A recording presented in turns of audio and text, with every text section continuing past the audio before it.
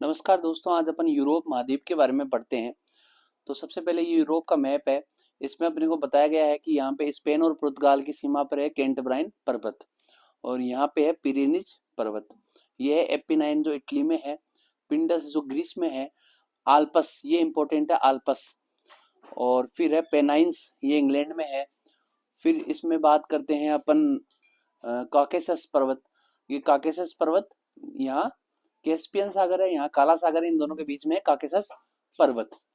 फिर अपन बात करें यूराल पर्वत की, तो ये रसिया और यूरोप की सीमा पर है यूराल पर्वत।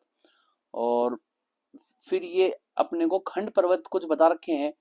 खंड पर्वतों में ये है वासेजस, और ये है ब्लैक फॉरेस्ट पर्वत जो जर्मनी में है, और वासेजस पर्वत फ्रांस में है। जूरा पर्वत जूरा पर्वत भी फ्रांस में है। ब्लैक फॉरेस्ट ये पर्वत जर्मनी में है।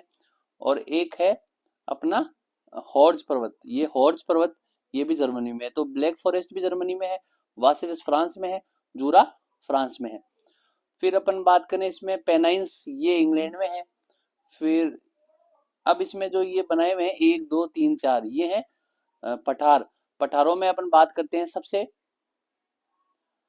तो वो पठार है। फिर आल्पस पर्वतीय प्रदेश के बारे में बात करते हैं। यूरोप के दक्षिणी भाग में स्थित है। ये वाला जो प्रदेश है वो आल्पस प्रदेश है, यूरोप के दक्षिणी भाग में स्थित है। और इसका निर्माण अफ्रीकन प्लेट व यूरेशियन प्लेट के अभिसरण से हुआ। नीचे से अफ्रीकन प्लेट आई, ऊपर से यूरेशियन प्लेट आई, इन दोनों के अभिसरण से आल्पस पर्वत श्रृंखला का निर्माण हुआ। कैंटब्राइन पर्वत यहाँ पर स्थित है। कैंटब्राइन पर्वत ये स्पेन में है, और कैंटब्राइन पर्वत स्पेन में है। यहाँ से इब्रो रिवर निकलती है जो इधर अटलांटिक जो महासागर है उसमें गिरती है। फिर दूसरी है पिरेनीज, कैंट ब्राइन पर्वत है, यहाँ से इब्रो नदी निकलती है जो अटलांटिक महासागर में गिरती है। फिर पिरेनीज पर्वत ये फ्रांस में है। फ्रांस और स्पेन स्पेन पुर्तगाल और फ्रांस यहाँ है ना, तो फ्रांस और स्पेन की सीमा पर है। या अंडोरा देश स्थित है। यहाँ पर पिरेनीज जो श्रृंखला है ना, यहाँ पे अंडोरा देश स्थित है, ये फ्रांस में स्थित है। और पिरेनीज से फिर अल्पास की बात करें तो अल्पास ये वाला आल्पस पर्वत है, ये यूरोप में है, फ्रांस में है। तो किस किस देश में है इसकी लोकेशन अपने को जरूर देखनी है। अल्पास की लोकेशन अपने फॉर्मूले से याद रखेंगे सेफ। किस फॉर्मूले से याद रखेंगे सेफ? स्विट्जरलैंड, ऑस्ट्रिया, इटली और फ्रांस। स्विट्जरलैंड, ऑस्ट्रेलिया, इटली और फ्रांस, इससे याद रहेगा आल्पस। ये इसकी सीमा पर 4 देश हैं आल्पस में। आल्पस का क्वेश्चन बार बार पूछा जाता है, तो आप सेप से याद रखना स्विट्जरलैंड, ऑस्ट्रिया, इटली और फ्रांस। तो ये आल्पस पर्वत याद रहेंगे। पूर्ण रूप से यूरोप में स्थित है, सबसे विस्तृत व ऊंची श्रेणी के पर्वत हैं। और सबसे ऊंची चोटी आल्पस की माउंट ब्लांक, माउंट ब्लांक नाम की जो चोटी है सबसे ऊंची आल्पस की चोटी है। और ये 4808 मीटर ऊंची चोटी है। आल्पस से 3 प्रमुख नदियां निकलती है। आल्पस से देखें तो अपन ऊपर की तरफ राइन नदी है, नीचे की तरफ रोन नदी है, वह इटली की तरफ जाती है एक पो रिवर। ये 3 नदियां निकलती है। तांबे व सोने के भंडार है आल्पस में। तीसरी बात करें एपिनाइंस की, एपिनाइंस इटली में स्थित है। टिबेर नदी यहाँ से निकलती है, तो ये एपिनाइंस है। आपको मैं लोकेशन बता देता हूँ, ये एपिनाइंस है, टिबेर नदी इधर से ही निकलती है। फिर अपन बात करें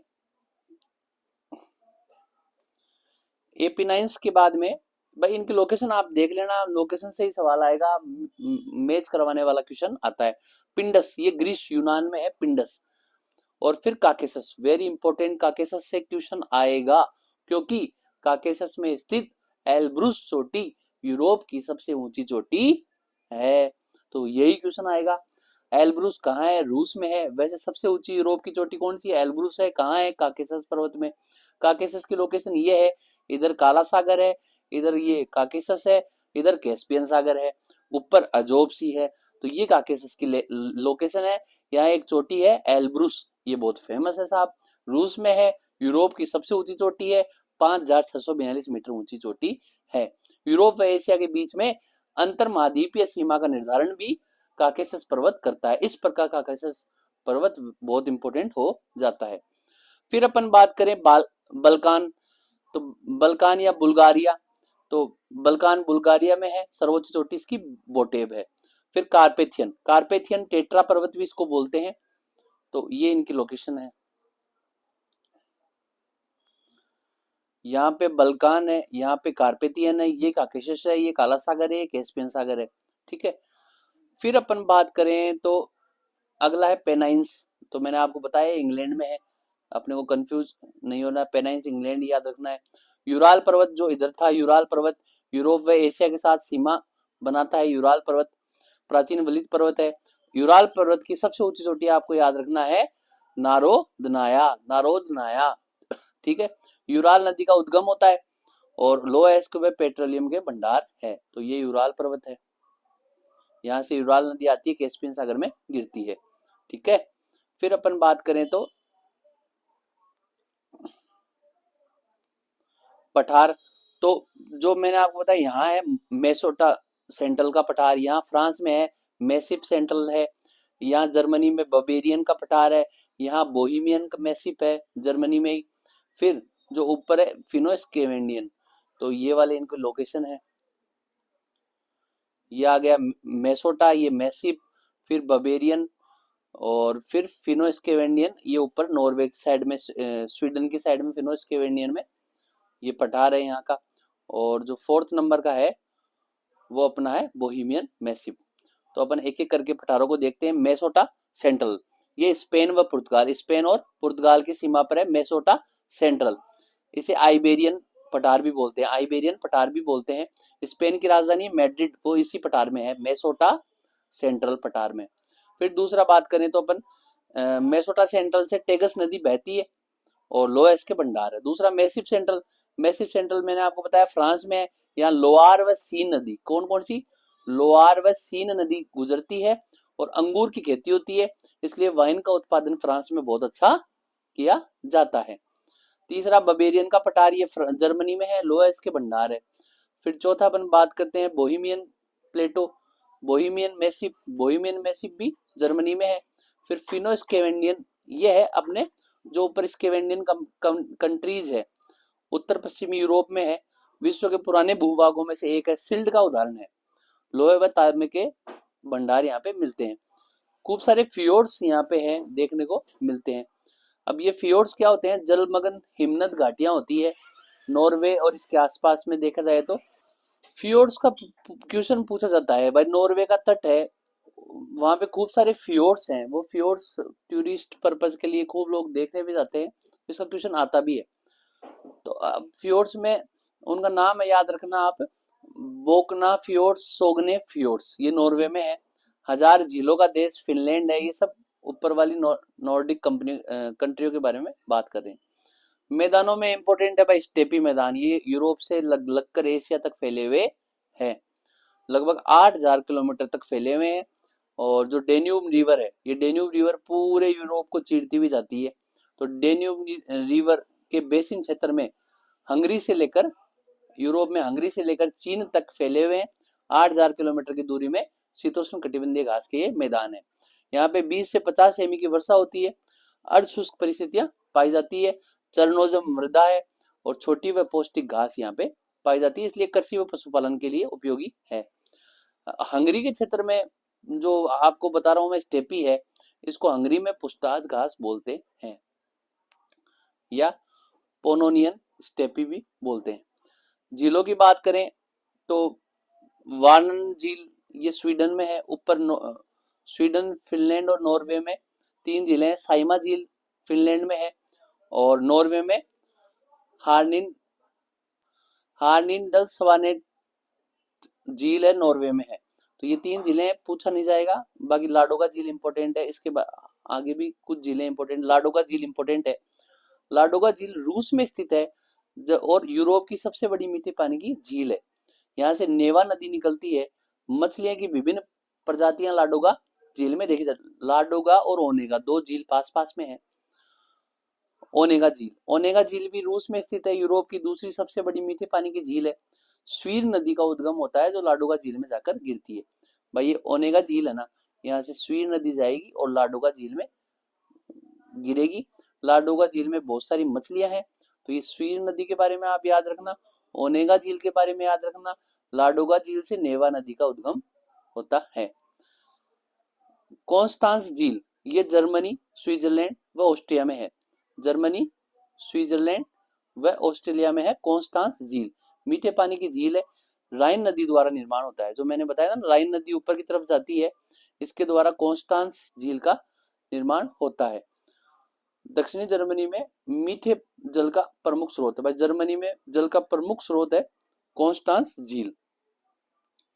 फिर बात करें जेनेवा झील, जेनेवा आपने को पता है स्विट्जरलैंड में स्थित है, तो फ्रांस व स्विट्जरलैंड की सीमा पर स्थित मीठे पानी की झील है। रोन नदी, मैंने आपको बताया ये आल्पस है, ऊपर राइन, यहाँ नीचे रोन रिवर जाएगी और ऊपर राइन रिवर जाएगी, तो रोन नदी द्वारा इसका निर्माण होगा जेनेवा झील का, और राइन नदी द्वारा कॉन्स्टेंस झील का निर्माण होता है। झील के किनारे जेनेवा स्विट्जरलैंड स्थित है। फिर बात करें, ये प्रमुख नदियां हैं, ये आप मैप में देख लो भाई। यहां से टेगस रिवर मैंने आपको बताया आइबेरियन के पठार से या मेसोटा सेंट्रल से निकलती है और अटलांटिक महासागर में गिरती है। एब्रो रिवर ये लायंस की खाड़ी में गिरती है, ये एब्रो रिवर। और फिर मेसिप सेंट्रल ये पठार है, यहाँ से लोअर व सीन नदियां दो निकलती है। लोअर नदी बिस्के की खाड़ी में जाती है, सीन नदी इंग्लिश चैनल में जाती है। ये सीन नदी इंग्लिश चैनल में चलेगी। फिर आल्पस पर्वत है, ऊपर की तरफ राइन नदी जाएगी, इसमें रूर नदी जो कोयला है, कोयला घाटी पाई जाती है जिसके बेसिन में, और नीचे की तरफ रोन नदी जाती है जो लायंस की खाड़ी में जाती है।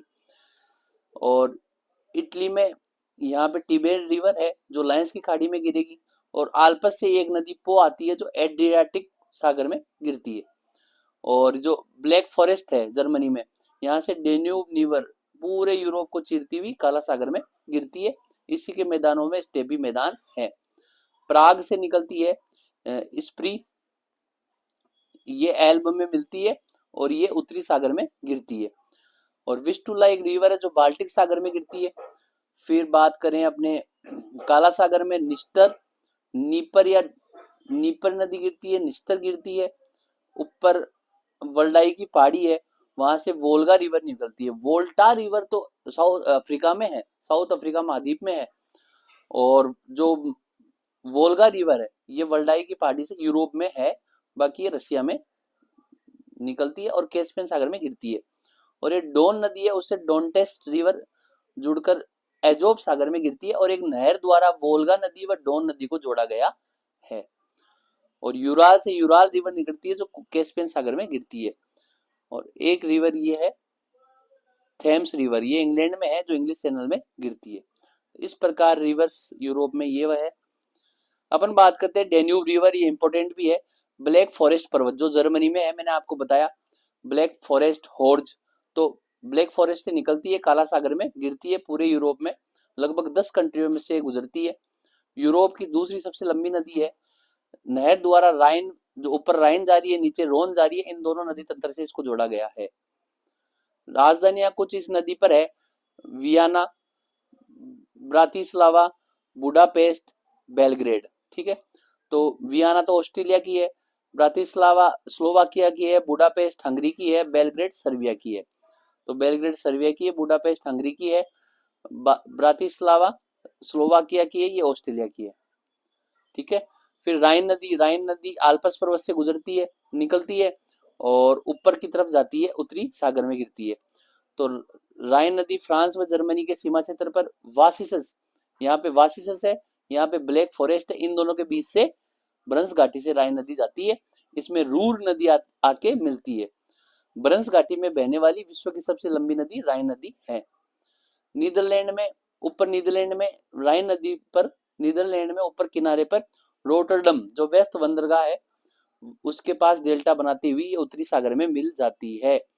तो प्रमुख सहायक नदी इसकी रूर है, बेसिन में कोयले के भंडार है, इसलिए राइन नदी को काली या कोयला नदी बोलते हैं। देखो ये है राइन नदी। तो राइन नदी आल्पस पर्वत से निकली, ऊपर नीदरलैंड में रोटरडम बंदरगाह है, उत्तरी सागर में गिरी, यहाँ से रूर नदी इसमें मिलती है। रूर नदी में कोयले के भंडार है, इसलिए राइन नदी को काली नदी या कोयला नदी बोलते हैं। और वोसेज ब्लैक फॉरेस्ट जो पठार है, इन दोनों की भ्रंश घाटी से राइन नदी गुजरती है।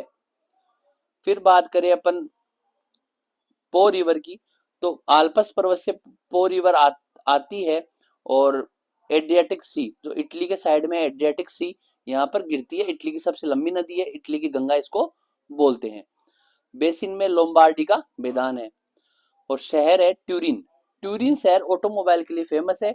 इसको इटली का डेट्रॉइट भी बोलते हैं। डेट्रॉइट शहर ऑटोमोबाइल के लिए काफी फेमस था, तो इटली का डेट्रॉइट क्या है? ट्यूरिन। और मिलान, मिलान शहर इटली में है जो फैशन के लिए फेमस है। वोल्गा रिवर मैंने आपको बताया वल्डाई की पहाड़ी से आती है, कैस्पियन सागर में गिरती है। यूरोप की सबसे लंबी नदी कौन सी है? Volga river. अब वह क्षेत्र रूस में है। बेसिन में ओबियस गैस व प्राकृतिक पेट्रोल के भंडार है और बेसिन में स्टेपी घास के मैदान है। जो डेन्यूब है, वोल्गा है, इन सब में स्टेपी घास के मैदान तो पूरे यूरोप और एशिया रसिया में है। यूराल नदी, ये यूराल पर्वत से आती है, कैस्पियन सागर में गिरती है। अब वह क्षेत्र रूस व कजाकिस्तान में है। यूरोप व एशिया के बीच बीच में सीमा बनाती है यूराल नदी। कजाकिस्तान में यूराल नदी पंजे, पक्षी के पंजे की आकृति का डेल्टा निर्माण करती है। पेट्रोलियम स्टेपी घास यहाँ पे पाई जाती है। टेगस नदी, टेगस नदी जो मेसोटा सेंट्रल है, यहाँ से गुजरती है और अटलांटिक महासागर में गिरती है, स्पेन और पुर्तगाल में। तो ये केंद्रीय कॉर्डिलेरा से निकलती है, अटलांटिक महासागर में गिरती है, लिस्बन पुर्तगाल इसके किनारे पर है। ये है टेगस रिवर, ये अटलांटिक महासागर में गिर जाती है इधर। फिर अपन बात करते हैं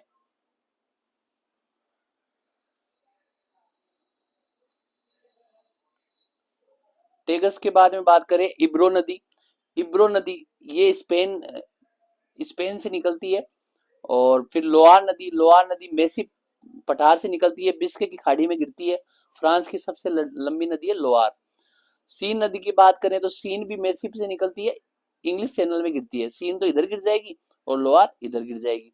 फिर रोन नदी की बात करें तो रोन आल्पस से निकलती है और लॉयंस की खाड़ी में नीचे की तरफ जाती है। ये आल्पस से निकल गई, लॉयंस की खाड़ी में नीचे की तरफ जाती है। यहाँ लियोन्स नाम का शहर है जो फैशन के लिए, रेशम के लिए विख्यात है फ्रांस में। टिबेर रिवर की बात करें तो टिबेर रिवर रोम इटली में है और वेटिकन सिटी इसके किनारे है। एल्ब रिवर प्राग से निकलती है, एल्ब, और इसमें स्प्री रिवर ऐड हो जाती है और ये बाल्टिक प्रदेश में गुजरती है। स्प्री रिवर ये एल्ब में मिलती है, जर्मनी में बहती है। विस्टुला रिवर वारसा पोलैंड से निकलती है और बाल्टिक सागर में गिरती है। थेम्स रिवर लंदन, ऑक्सफोर्ड या रीडिंग शहर से निकलती है और इंग्लिश चैनल में गिरती है। निस्टर आपको बताई मैंने दो, निस्टर और नीपर, ये दोनों ही काला सागर में गिरती है। निस्टर नदी काला सागर में गिरती है, नीपर नदी भी काला सागर में गिरती है। बात करें डोंटेस्ट नदी, वोल्गा नदी आती है, यहाँ से डोन नदी आती है। वोल्गा व डोन को एक नहर से जोड़ते हैं और डोंटेस्ट नदी ये डोन नदी में मिलती है और डोन नदी अजोब सागर में गिरती है। तो डोन नदी कहाँ में गिरेगी? अजोब सागर में। फिर अपन बात करें यूके के औद्योगिक प्रदेश, तो ये यूके है। यूके में ऊपर आयरलैंड है, यहाँ लंकाशायर है, यहाँ पश्चिमी यॉर्कशायर है, डर्बीशायर है, पश्चिमी मिडलैंड है, दक्षिणी वेल्स है, उत्तर पूर्वी प्रदेश है, स्कॉटलैंड का घाटी प्रदेश है। तो यूके में जहाज निर्माण के लिए बेलफास्ट व ग्लास्को ये फेमस है। आयरन एंड स्टील के लिए बर्मिंगम, ये यूके में है, पश्चिमी मिडलैंड का भाग है। ये पश्चिमी मिडलैंड का भाग है बर्मिंगम। फिर एडिनबर्ग व ग्लास्को फेमस है, ये लोहा व इस्पात के लिए। फिर सूती वस्त्र उद्योग के लिए अपन देखें तो मैनचेस्टर, ये लंकाशायर में पड़ता है, यहाँ पे यूके के पश्चिमी भाग में मैनचेस्टर। फिर अपन बात करें लिवरपूल, ये भी सूती वस्त्र के लिए फेमस है। विश्व की पहली जूट मिल डंडी, विश्व की पहली जूट मिल कहाँ है? डंडी में स्थित है। और कोवेंट्री ये ऑटोमोबाइल के लिए फेमस है। बेलफ्रोड ये वेरी इंपॉर्टेंट है ऊनी वस्त्र के लिए, बेलफोर्ड। फ्रांस और जर्मनी के औद्योगिक प्रदेश की बात करें तो पश्चिमी त्रिभुजाकार प्रदेश फ्रांस, बेल्जियम व जर्मनी में स्थित है। रूर जर्मनी में स्थित है। फ्लैंडर्स प्रदेश टेक्सटाइल के लिए और सांब्रे कंपाइन प्रदेश।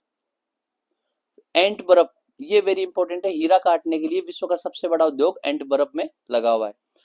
और ये अल्सास लोरेन ये प्रदेश भी सार प्रदेश ये वेरी इंपॉर्टेंट है भाई। अल्सास लोरेन ये फ्रांस में है, फ्रांस व जर्मनी में लोहे व इस्पात उद्योग के लिए। और ऑटोमोबाइल के लिए स्टुटगार्ट, म्यूनिक ये जर्मनी में है। फ्रैंकफर्ट फाइनेंशियल हब है, जैसे अपने शाहपुरा है फाइनेंशियल हब, वैसे फ्रैंकफर्ट फाइनेंशियल हब है। हैम्बर्ग जहाज निर्माण के लिए है। फिर बात करें डेयरी उद्योग के लिए डेनमार्क है, लोहे के लिए स्वीडन का गेलीवर है। शैंपेन वोर्डो ये वाइन के लिए फेमस फ्रांस में है। रूस में अपन बात करें तो कुछ इंपोर्टेंट देखते हैं। आयरन स्टील के लिए रूस में है मैग्नोट मैग्नेटोगार्क्स ये यूराल प्रदेश में है। लोएस के लिए गोरनाया सोरिया है। सूती वस्त्र के लिए मास्को गोरकी इवानोवा, इवानोवा याद रखना रूस में है, रूस का मैनचेस्टर है, सूती वस्त्र उद्योग के लिए फेमस है। लेनिनग्राड, लेनिनग्राड प्रदेश में व्लादिवोस्टोक जलयान के लिए है, ऑटोमोबाइल के लिए है। और आयरन व स्टील के लिए डोंटस ये कोयले के लिए। किरवाय रोग ये इंपॉर्टेंट है भाई, यूक्रेन में लोहे के लिए। मैग्नीज के लिए निकोपोल है। यूक्रेन को ब्रेड बास्केट ऑफ यूरोप भी कहा जाता है। फिर एक फैक्ट है कि भाई जो ग्रेट ब्रिटेन है, जिसे ग्रेट ब्रिटेन बोलते हैं, इसमें स्कॉटलैंड है, इंग्लैंड है और वेल्स है। अगर इसमें आयरलैंड और जोड़ दें तो इसको यूके बोला जाएगा। आज के लिए इतना ही है, धन्यवाद।